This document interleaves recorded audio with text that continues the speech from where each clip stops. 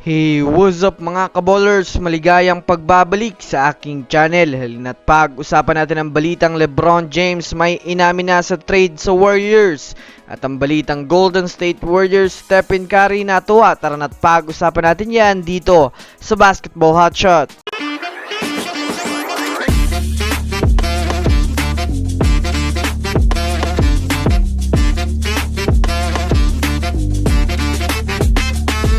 Una nga muna tayong dumako mga kaballers sa balita patungkol sa inuulan na nga po ng papuri ngayon, si Mac lang.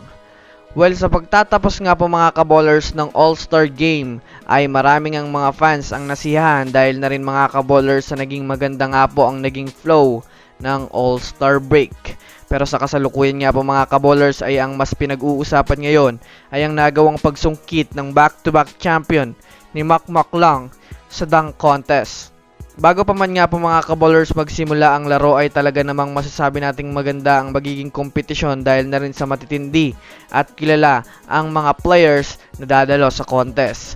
Nandoon nga po mga kaballers si Jaime Jaquez Jr., Jacob Toppin at Jaylen Brown na kilala nga natin bilang isang magagaling na players hardcourt, ngunit hindi pa rin nga po mga kaballers makapaniwala ang lahat nang nakuha pa rin ni Mac lang ang dunk contest title. Kung mapapanood nga natin mga kaballers ang naging kompetisyon ay talaga namang mas gumaling pangalalo itong si Mac lang sa dunk contest, kaya naman marami nga pong mga NBA legends at mga expert ang pumupuri sa G-League player na ito.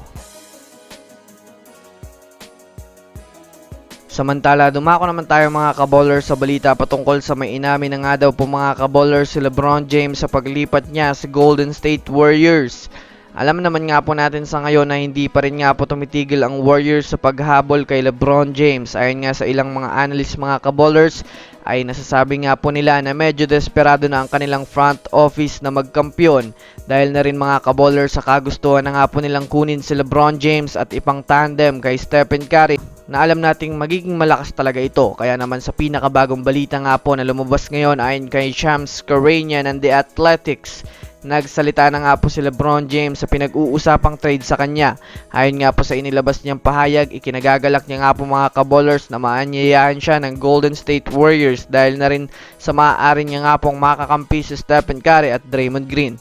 Medyo nahihiwagaan nga daw siya mga kaballers kung anong magiging resulta kung sakaling makapagdesisyon na nga siya na lumipat at kung pumayag na ang front office ng Lakers na bitawan na siya papunta sa Golden State Warriors. Bukod pa dyan mga kaballers, natuwa nga po si Stephen Curry mga kaballers sa nagawang pag-init ng kamay ni Damian Lillard sa kanilang naging All-Star Game. Ibang klase pa rin nga daw ang isang Damian Lillard ayon sa naging reaksyon niya sa pagtatapos ng kanilang naging exhibition game.